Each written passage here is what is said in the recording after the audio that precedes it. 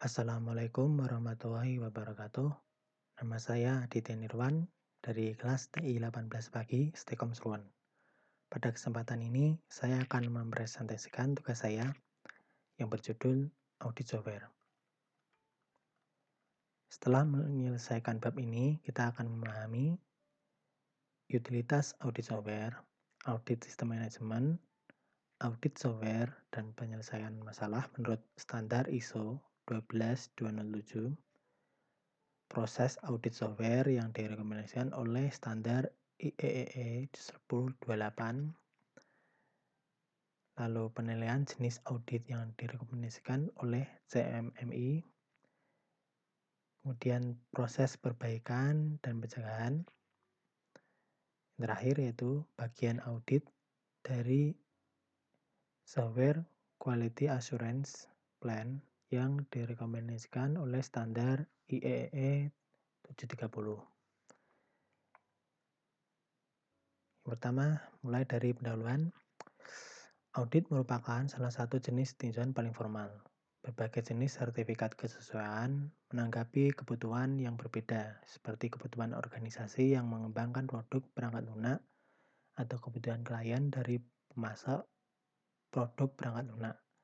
Tingkat independensi auditor start biaya bervariasi tergantung pada jenis audit. Di sini ada beberapa definisi. Dimulai dari sistem manajemen, yaitu sistem untuk menetapkan kebijakan dan tujuan untuk mencapai tujuan tersebut. Lalu ada kriteria audit, serangkaian kebijakan, prosedur, atau persyaratan yang digunakan sebagai referensi untuk membandingkan bukti objektif. Lalu ada bukti audit, yaitu catatan, pernyataan fakta, atau informasi lain yang relevan dengan kriteria audit dan dapat diverifikasi. Kemudian ada definisi dari audit, yaitu proses yang sistematis, independen, dan terdokumentasi untuk memperoleh bukti audit dan mengevaluasinya secara objektif untuk menentukan sejauh mana kriteria audit terpenuhi. Lalu ada catatan di sini, audit internal terkadang disebut audit pihak pertama dilakukan oleh organisasi itu sendiri atau atas namanya untuk tinjauan manajemen dan tujuan internal lainnya. Audit internal dapat membentuk dasar pernyataan kesesuaian diri organisasi. Dalam banyak kasus, khususnya dalam organisasi kecil, independensi dapat ditunjukkan dengan bebas dari tanggung jawab atas aktivitas yang diaudit atau bebas dari bias dan konflik kepentingan. Yang catatan 2, audit eksternal mencakup audit pihak kedua dan ketiga. Audit pihak kedua dilakukan oleh pihak yang berkepentingan dengan organisasi seperti pelanggan atau oleh orang lain atas nama mereka. Lalu audit pihak ketiga dilakukan oleh organisasi audit independen seperti regulator atau yang memberikan sertifikasi. Ada berbagai jenis audit. Audit yang memverifikasi kepatuhan terhadap standar seperti audit yang dijelaskan dalam standar International Organization for Standardization atau ISO seperti ISO 9001 dan IEEE 1028. Audit kepatuhan untuk model seperti CMMI atau Capability Maturity Model Integration yang digunakan untuk memilih pemasok sebelum memberikan kontrak atau menilai pemasok selama kontrak. Kemudian ada audit yang diperintahkan oleh tim manajemen organisasi untuk memverifikasi kemajuan proyek terhadap rencana yang disetujui. Audit internal. Organisasi harus melakukan audit internal pada internal yang direncanakan untuk memberikan informasi tentang apakah sistem manajemen mutu sesuai dengan persyaratan organisasi sendiri. Untuk sistem manajemen mutu dan persyaratan standar internal diterapkan dan dipelihara secara efektif. Organisasi harus merencanakan, menetapkan, menerapkan, dan memelihara program audit termasuk frekuensi, metode, tanggung jawab, persyaratan, perencanaan, dan pelaporan yang harus mempertimbangkan pentingnya proses terkait perubahan yang mempengaruhi organisasi dan hasil audit sebelumnya. B. Menetapkan kriteria dan ruang lingkup audit setiap audit. Poin C. Memilih auditor dan melakukan audit untuk memastikan objektivitas dan ketidakberpihakan proses audit. D. Memastikan bahwa hasil audit dilaporkan kepada manajemen yang relevan.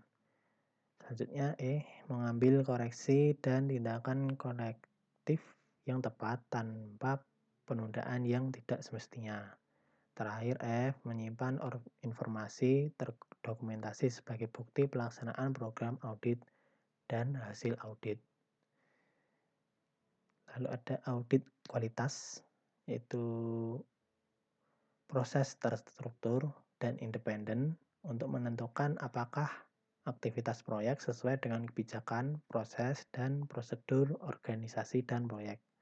Tujuan dari audit kualitas dapat mencakup: pertama, mengidentifikasi semua praktik baik dan terbaik yang diterapkan.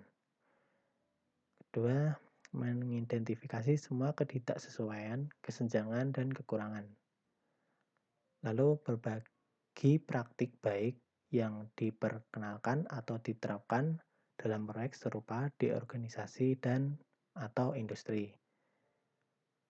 Kemudian secara proaktif menawarkan bantuan dengan cara yang positif untuk meningkatkan implementasi proses, untuk membantu tim meningkatkan produktivitas. Dan terakhir, menyoroti kontribusi dan dari setiap audit dalam gudang pembelajaran organisasi. Audit kualitas dapat direncanakan atau diacak dan dapat dilakukan oleh auditor internal atau eksternal. Audit kualitas dapat mengkonfirmasi pelaksanaan modifikasi perubahan yang disetujui seperti koreksi cacat dan tindakan korektif atau tindakan perbaikan. Audit perangkat lunak dapat dilakukan dari beberapa perspektif.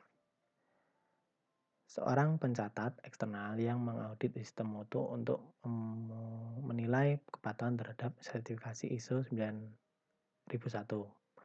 Audit eksternal yang mengaudit kepatuhan terhadap standar pemerintah seperti untuk industri medis atau untuk mengesahkan pencapaian tingkat kematangan CMMI.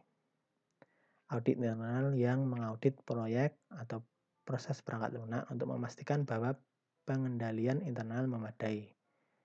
Perspektif ini misalnya dapat berfokus pada keamanan dan deteksi penipuan atau hanya identifikasi inefisiensi. Ini adalah cara untuk memastikan bahwa proses wajib sistem informasi diterapkan secara efektif.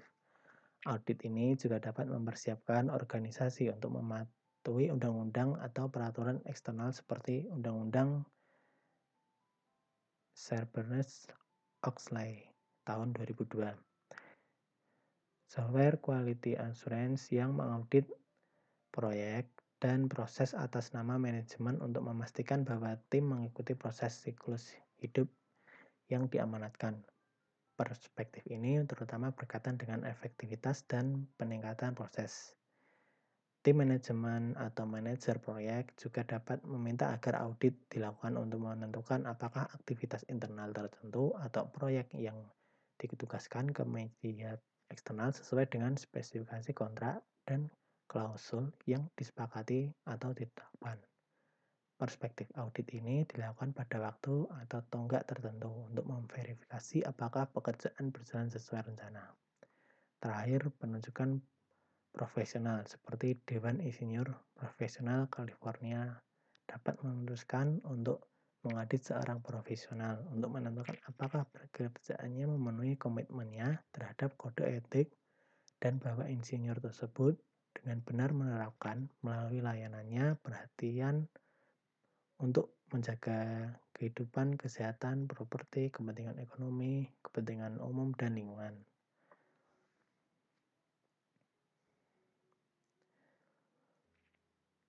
Audit proyek perangkat lunak biasanya diminta oleh manajemen untuk memastikan bahwa tim perangkat lunak dan pemasok yang dikontrak pertama mengetahui tugas dan kewajiban mereka terhadap publik, bos mereka, pelanggan mereka, dan rekan kerja mereka.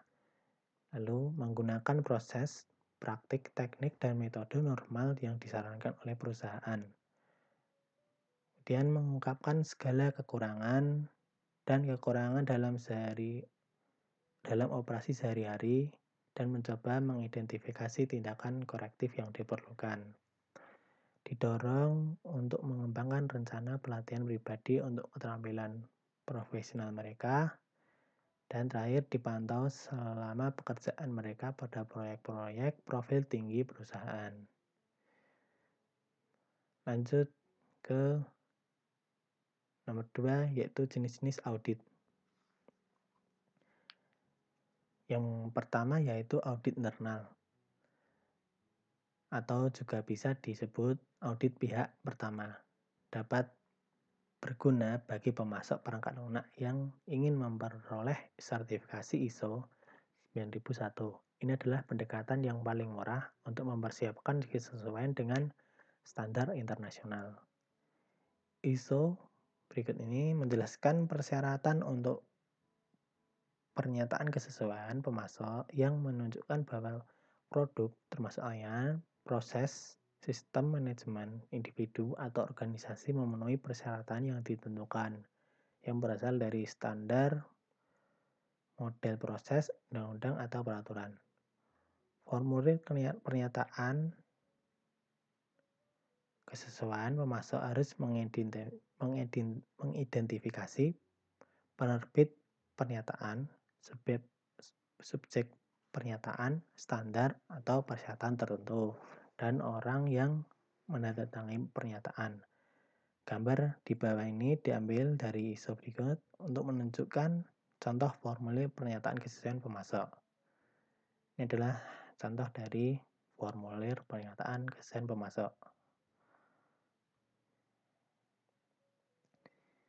Lalu ada audit pihak kedua. Sebelumnya telah dijelaskan apa itu audit pihak kedua. Misalnya klien dapat memaksakan bahwa pemasok menunjukkan kesesuaian dengan standar. Pelanggan juga dapat mengaudit pemasok untuk memverifikasi kesesuaian. Auditor dapat menjadi karyawan pelanggan, misalnya anggota departemen SQA atau konsultan eksternal yang memiliki pengetahuan terkait domain bisnis pelanggan. Biasanya pelangganlah yang menanggung biaya audit, misalnya biaya perjalanan auditor. Pemasok akan membayar biaya karyawannya yang terkait dengan partisipasi dalam audit. Lalu ada audit pihak ketiga. Audit pihak ketiga biasanya dilakukan oleh organisasi independen. Perlu diketahui bahwa ISO tidak menawarkan layanan sertifikasi perkata dan juga tidak memberikan sertifikat. ISO 17021 menyatakan bahwa organisasi sertifikasi harus menerapkan badan hukum atau bagian dari badan hukum untuk memastikan bahwa kegiatan sertifikasinya dapat dimintai pertanggungjawaban secara hukum. Penting untuk dicatat bahwa sertifikasi standar bukanlah suatu kewajiban kecuali jika pelanggan mengamanatkannya. Lalu nomor 3, resolusi masalah audit dan perangkat lunak menurut ISO atau IEC atau IEEE 12207. ISO 12207 mendefinisikan persyaratan audit dan proses manajemen keputusan, proses penilaian dan pengendalian proyek. Tujuan dari proses penilaian pengendalian proyek adalah untuk menilai apakah rencana selaras dan layak, menentukan status proyek, kinerja teknis dan proses, dan pelaksanaan langsung untuk membantu memastikan bahwa kinerja sesuai dengan rencana dan jadwal dalam anggaran yang diproyeksikan untuk memenuhi tujuan teknis. Salah satu tugas wajib yang penting dari proses ini adalah pelaksanaan tinjauan manajemen dan teknis, audit, dan inspeksi. Lalu proses manajemen keputusan. Tujuan dari proses manajemen keputusan adalah untuk menyediakan kerangka kerja analisis terstruktur untuk mengidentifikasi, mengkarakterisasi, dan mengevaluasi secara objektif serangkaian alternatif untuk keputusan pada setiap titik dalam siklus hidup dan memilih tindakan yang paling menguntungkan. Salah satu kegiatan utama dari proses ini yaitu membuat dan mengelola keputusan. Kegiatan ini mencakup tugas wajib berikut: menentukan alternatif yang disukai untuk setiap keputusan, merekam resolusi atau keputusan dan asumsi, lalu merekam, melacak, mengevaluasi, dan melaporkan keputusan. Lanjut nomor 4, yaitu audit menurut standar IEEE 1028. Audit adalah pemeriksaan independen terhadap produk perangkat lunak, proses perangkat lunak, atau serangkaian proses perangkat lunak yang dilakukan oleh pihak ketiga untuk menilai kepatuhan terhadap spesifikasi, standar perjanjian kontrak, atau kinerja lainnya. Catatan ini, audit harus menghasilkan indikasi yang jelas apakah kriteria audit telah dipenuhi. Tujuan dari standar IEE 1028 adalah untuk menentukan tinjauan sistematis dan audit yang berlaku untuk akuisisi perangkat lunak, pemasok, pengembangan, operasi, dan proses pemeliharaan utama pengguna. Standar menjelaskan bagaimana melakukan audit. Ini juga menjelaskan persyaratan minimum yang dapat diterima untuk audit perangkat lunak, menjelaskan partisipasi tim yang diaudit, hasil audit didokumentasikan, dan prosedur terdokumentasi untuk melakukan audit. Untuk melakukan audit, auditor harus membaca sekumpulan dokumen, misalnya proses perangkat lunak produk yang harus tersedia pada waktu audit. Standar IEE 1028 mencantumkan produk perangkat lunak yang paling mungkin untuk diaudit. Peran dan tanggung jawab. Peran dan tanggung jawab audit perangkat lunak adalah: yang pertama, inisiator atau pemrakarsa bertanggung jawab atas kegiatan berikut. A. Memutuskan perlunya audit. B. Memutuskan tujuan dan ruang lingkup audit. C. Memutuskan produk atau proses perangkat lunak yang akan diaudit. D. Memutuskan kriteria evaluasi termasuk peraturan, standar, pedoman, rencana, spesifikasi, dan prosedur yang akan digunakan untuk evaluasi. E. Memutuskan siapa yang akan melaksanakan audit. F. Menelaah laporan audit. G. Memutuskan tindak lanjut apa yang diperlukan. Terakhir, H. Mendistribusikan laporan audit. Pemakarsa dapat menjadi manajer di organisasi yang diaudit, pelanggan, atau perwakilan pengguna dari organisasi yang diaudit, atau pihak ketiga. Lalu ada auditor utama, bertanggung jawab atas audit. Dia harus memastikan bahwa aktivitas tersebut dilakukan sesuai dengan aturan audit yang disepakati dan telah memenuhi tujuannya. Dia bertanggung jawab atas kegiatan berikut. A. Menyiapkan rencana audit. B. Memilih dan mengolah tim audit. C. Memimpin tim dan mencatat pengamatan. D. Menyiapkan laporan audit. E. Mencatat semua penyimpangan. Lalu E. Merekomendasikan tindakan korektif atau perbaikan. Lalu ada perekam. Harus mendokumentasikan anomali, item tindakan, keputusan, dan rekomendasi yang dibuat oleh tim audit. Kemudian auditor harus memeriksa produk seperti yang didefinisikan dalam rencana audit. Mereka harus mendokumentasikan pengamatan mereka. Semua auditor harus bebas dari bias dan pengaruh yang dapat mempengaruhi kemampuan mereka untuk membuat evaluasi yang independen dan objektif, atau mereka harus mengidentifikasi bias mereka dan melanjutkan dengan penerimaan dari pemakasa. Terakhir, organisasi yang diaudit harus menyediakan penghubung kepada auditor dan harus menyediakan semua informasi yang diminta oleh auditor. Ketika audit selesai, organisasi yang diaudit harus menerapkan tindakan korektif atau perbaikan dan rekomendasi. Lalu ada klausal audit IEE 1028. Seperti ulasan IEE 1028 lainnya, audit dijelaskan oleh klausa yang berisi informasi berikut. Pertama, pengantar tinjauan menjelaskan tujuan tinjauan sistematis dan memberikan tinjauan umum tentang prosedur tinjauan sistematis.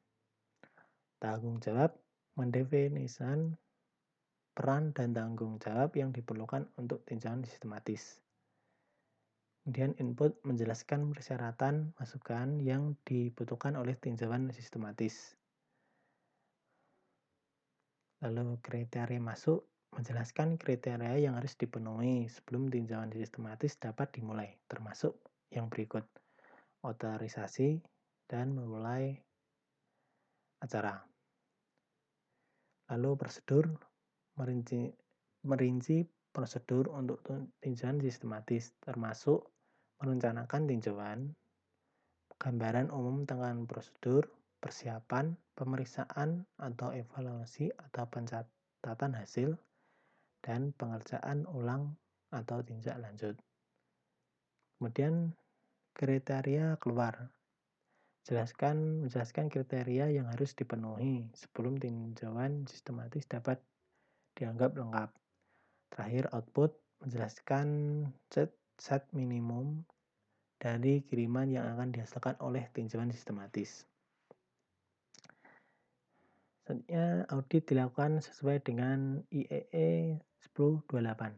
Standar IEE 1028 menegaskan bahwa sebelum audit dapat dimulai, pemakasa telah menunjuk seorang auditor dan mengklarifikasi ruang lingkup audit. Organisasi yang diaudit harus mengomunikasikan proses audit dan aturan yang menjadi dasar audit setiap tim proyek. Ketika auditor telah mengkonfirmasi situasi ini, auditor harus menunjukkan bahwa dia berpengalaman, terlatih, dan bersertifikat untuk ruang lingkup audit ini. Aktivitas proses audit diadaptasi dari IEE 1028. Pertama, rencana audit. Rencana audit disiapkan dan disetujui oleh pemakasa. Lalu mempersiapkan dan memimpin rapat pembukaan. Rapat pembukaan yang melibatkan auditor dan organisasi yang diaudit bertujuan untuk menjelaskan ruang lingkup, proses audit, dan proses perangkat lunak yang ditargetkan, serta produk yang akan diaudit. Jadwal audit, kontribusi yang diharapkan dari individu yang akan diwawancarai, sumber daya yang terlibat, misalnya ruang, pertemuan, akses ke catatan kualitas, serta informasi dan dokumen yang akan diaudit. Lalu mempersiapkan audit. Kegiatan ini meninjau rencana audit yang akan diselesaikan, kesiapan organisasi yang diaudit, akses tinjauan awal proses dan produk yang akan diaudit, siklus hidup dan standar organisasi, dan kriteria evaluasi sebelum audit dimulai. Kemudian mengumpulkan bukti objektif. Ini adalah inti dari audit dan memerlukan pengumpulan dan analisis bukti. Temuan kunci akan disajikan kepada organisasi yang diaudit. Kemudian laporan akhir dibuat dan dikomunikasikan kepada sponsor audit. Tindak lanjut audit. Sponsor audit berkomunikasi dengan organisasi yang diaudit untuk menentukan tindakan tindakan korektif yang diperlukan. Kemudian terakhir ada satu aktivitas tambahan, yaitu arsip dokumen audit. Ini untuk memastikan bahwa semua dokumentasi yang terkait dengan audit disimpan. Faktanya, dokumentasi audit berguna sebagai bukti bahwa organisasi sedang melakukan audit dan peningkatan ISO 9001 atau untuk audit eksternal di masa depan misalnya. Dokumen yang diarsipkan dapat mencakup mandat audit yang disetujui, rencana audit, identifikasi peserta, risalah, dokumen pembuka dan penutup, daftar periksa auditor, laporan audit, daftar perbaikan yang diperlukan, dan tindakan korektif atau perbaikan, dan tindak lanjutnya hingga penutupan.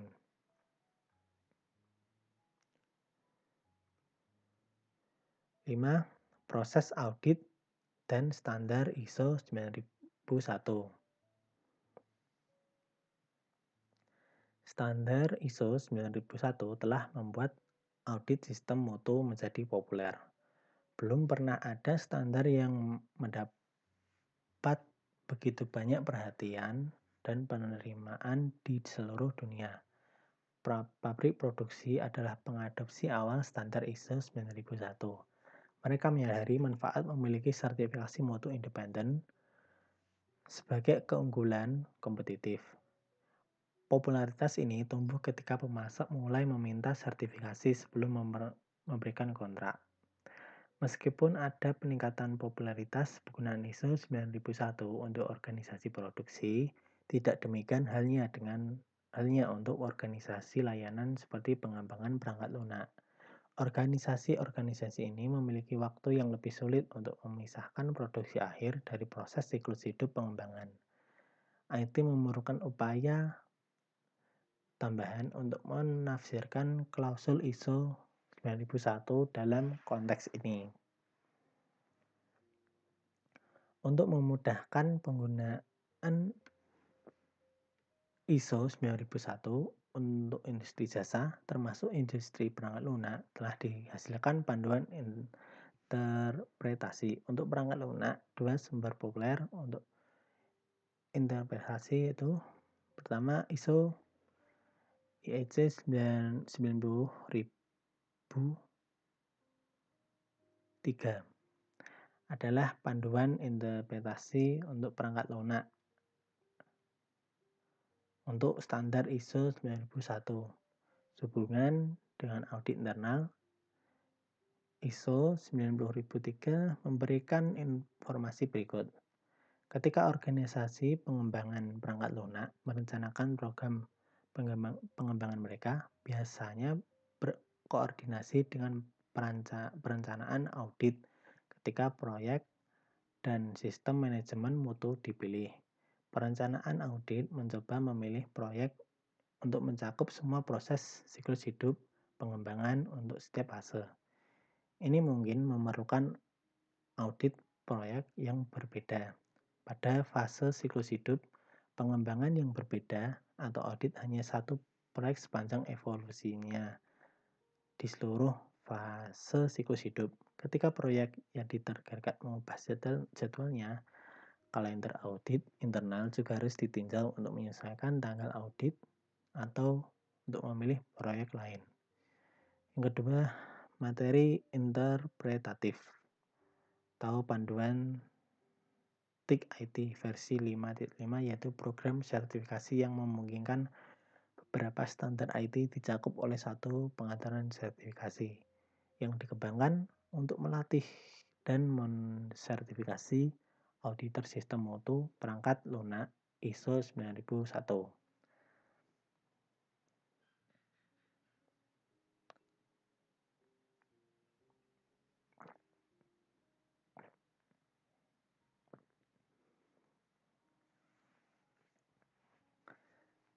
Langkah-langkah audit software. Langkah pertama terdiri dari mengidentifikasi dan mewawancarai individu yang akan menjadi bagian dari tim audit. Orang-orang ini mungkin memerlukan pelatihan dan sertifikasi untuk bergabung dengan tim penilai.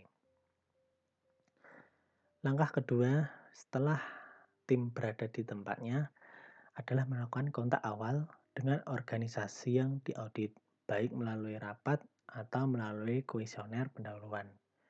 Ini diikuti dengan pertemuan untuk menyetujui ruang lingkup audit, proses yang akan ditinjau, jadwal yang diusulkan, dan jumlah individu yang terlibat. Tujuan utama dari langkah ini adalah untuk mempersiapkan semua orang untuk diaudit sehingga tidak mengejutkan. Manajer proyek kemudian diminta untuk mengirim kembali penilaian kesesuaian awal dan memberikan izin keamanan untuk mengakses drive dokumentasi proyek. Jawaban kuesioner dan tinjauan awal dokumen proyek akan memungkinkan auditor untuk menyesuaikan pilihan orang yang diwawancarai dan memantapkan jadwal audit. Selanjutnya, kita perlu mempersiapkan audit yang biasanya berlangsung 1 atau 2 hari. Langkah keempat ini terdiri dari mengunjungi lapangan, membuat presentasi, mewawancarai individu, dan meninjau artefak. Selama 2 hari ini, inventarisasi wawancara dan dokumen terus diperbarui dan temuan dicatat dan diberi peringkat. Dengan menggunakan informasi yang dikumpulkan, temuan awal dibuat dan divalidasi dengan para peserta. Pertimbangan profesional diperlukan untuk menentukan apakah pelaksanaan praktik memenuhi standar referensi atau model.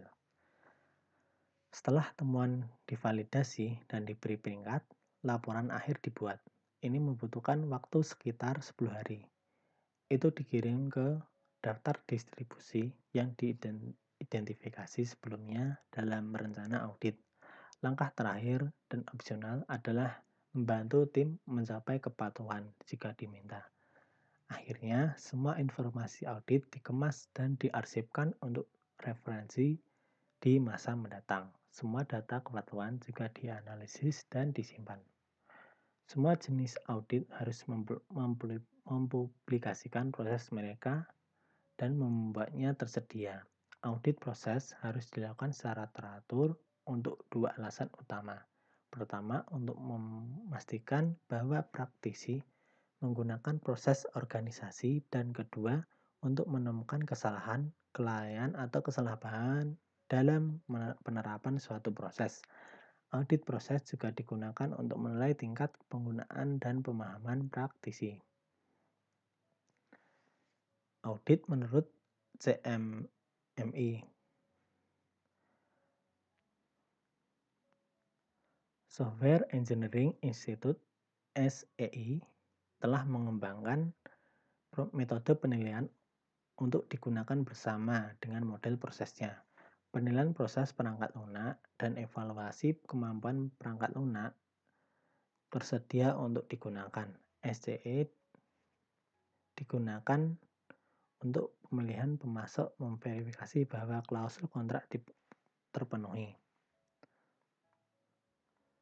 Ketika SEI memperbarui model untuk meluncurkan CMMI for Development pada tahun 2000, audit SCE menjadi kurang digunakan. Dalam CMMI, audit adalah kegiatan yang digambarkan sebagai bagian dari proses dan jaminan kualitas produk. Area proses ini bertujuan menyediakan manajemen dengan keadaan objektif dan proses produk perangkat lunak proyek. Untuk CMMI, audit adalah salah satu dari banyak teknik yang digunakan, mirip dengan inspeksi penelusuran untuk melakukan penilaian yang objektif. CMMI menyatakan apa penilaian objektif di area proses jaminan kualitas proses dan produk. Untuk memastikan objektivitas, isu berikut harus ditangani. Yang pertama, deskripsi struktur pelaporan SQE untuk menunjukkan independensinya.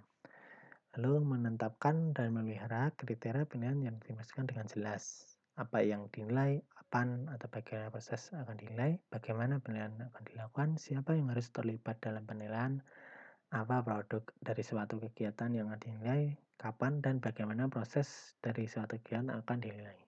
Menggunakan kriteria yang dirumuskan untuk menilai kesesuaian deskripsi proses, standar, dan prosedur yang dilaksanakan untuk produk penilaian aktivitas.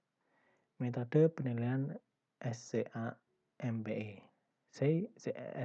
SCEI mengembangkan metode penilaiannya sendiri yang diberi nama SCAMPI atau metode penilaian CMMI standar untuk peningkatan proses.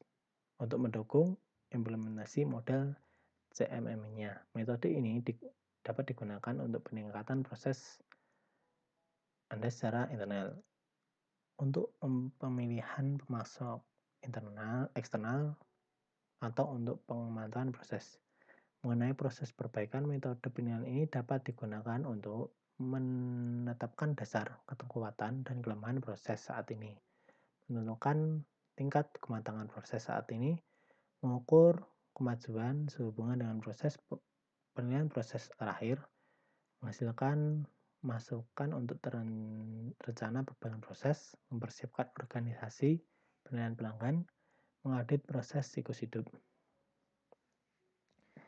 Tindakan korektif nomor 7 atau tindakan perbaikan. Setelah audit internal atau eksternal, organisasi harus melakukan tindakan korektif untuk memperbaiki kekurangan yang diamati.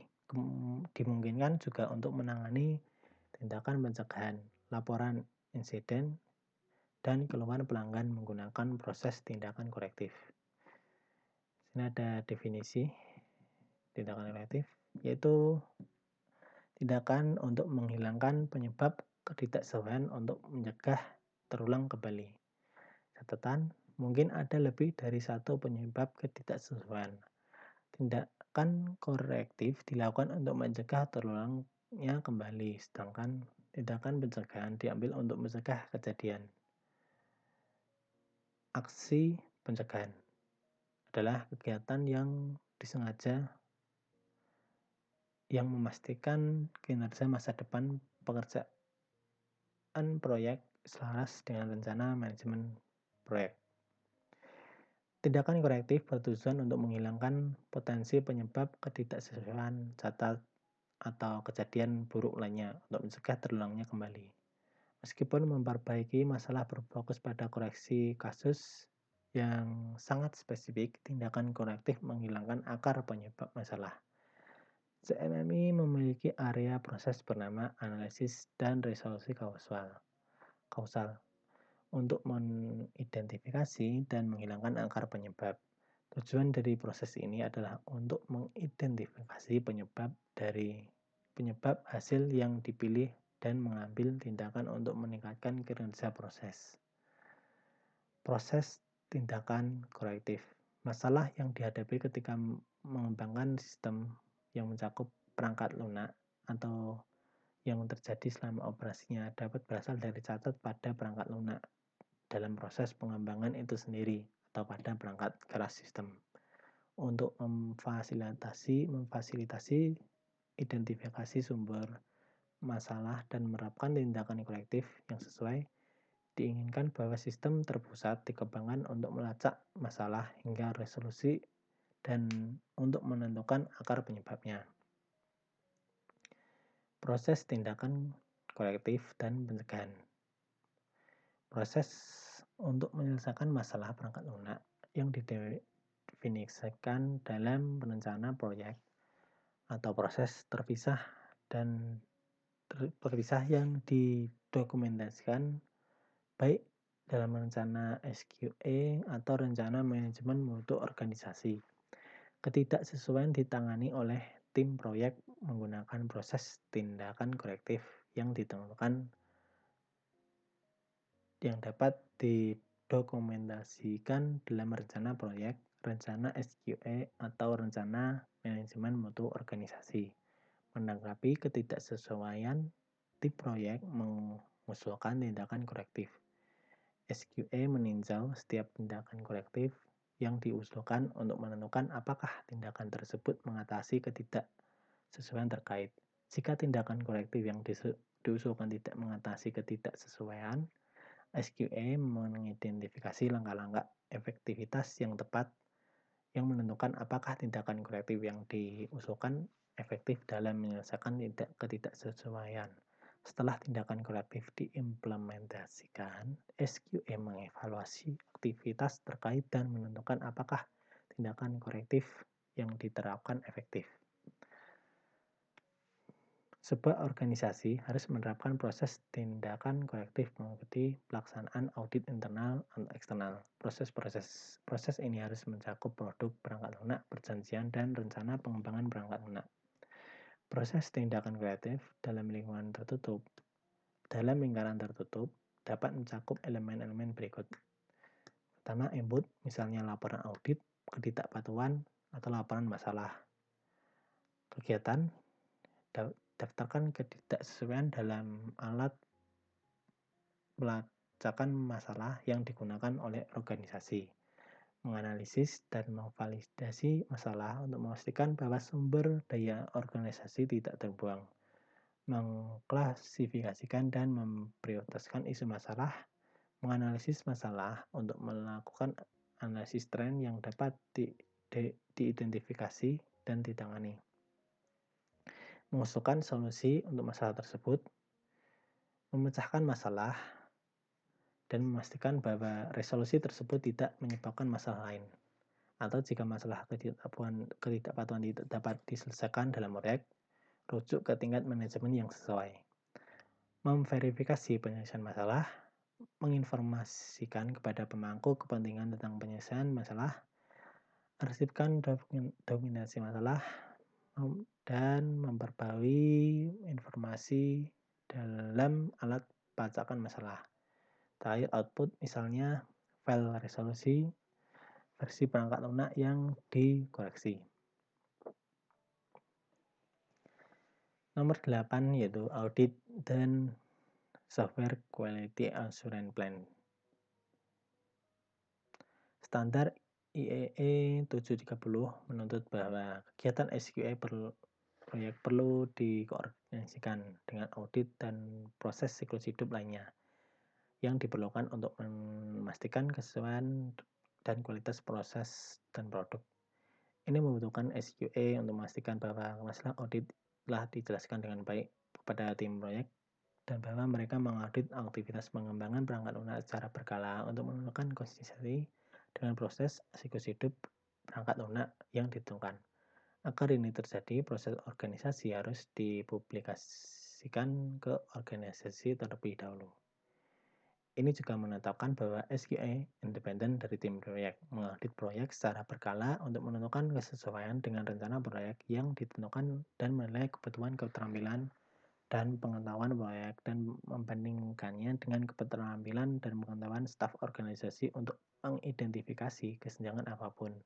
Jika proyek melibatkan pemasok eksternal, merupakan praktik yang baik untuk melakukan setidaknya satu audit kepatuhan dan memasukkannya ke dalam persyaratan kontrak.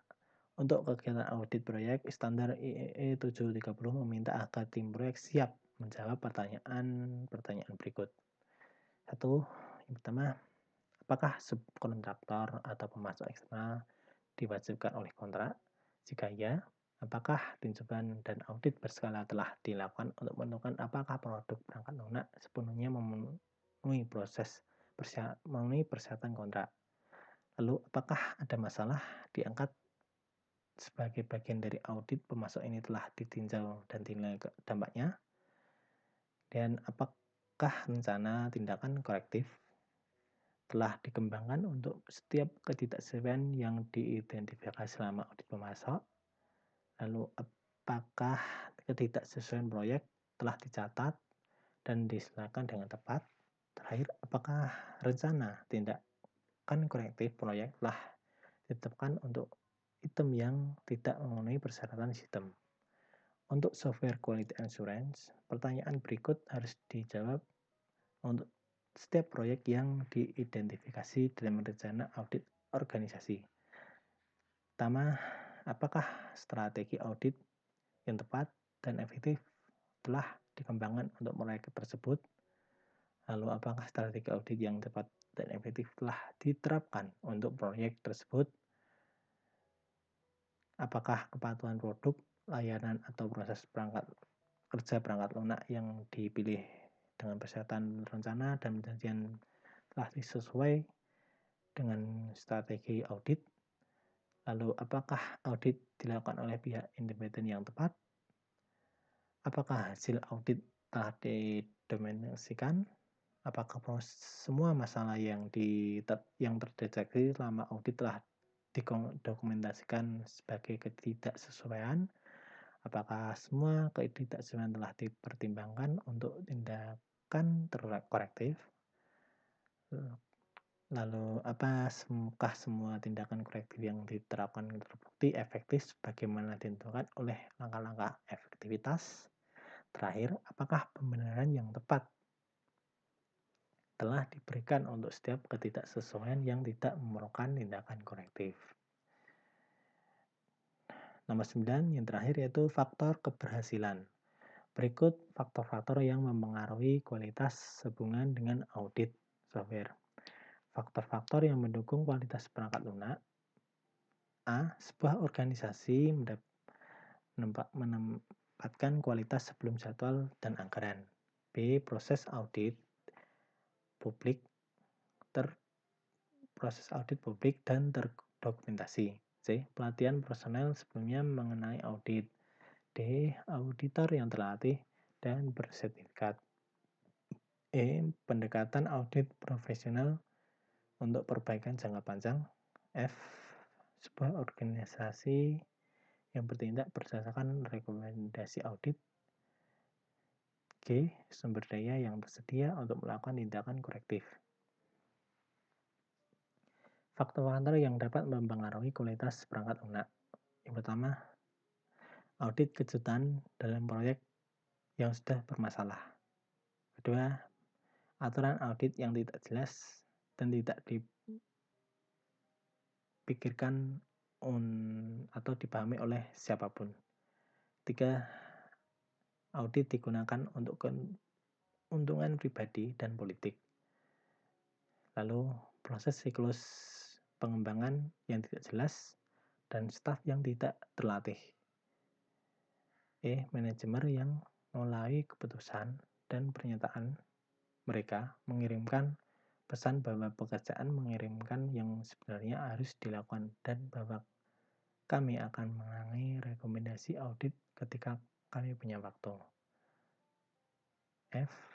Manajemen yang mengedit laporan atau menekan auditor untuk mengurangi dampak dari hasil laporan audit. G. Audit internal digunakan untuk mengejutkan dan membuat karyawan lengah dengan pasukan polisi QA alih-alih bekerja sama untuk meningkatkan proses. Terakhir, manajemen yang memperhatikan laporan audit sebulan sebelum audit tahunan ISO 9001. Demikian yang dapat saya sampaikan. Kurang lebihnya mohon maaf. Jika ada salah kata, mohon dimaklumi. Sekian. Assalamualaikum warahmatullahi wabarakatuh.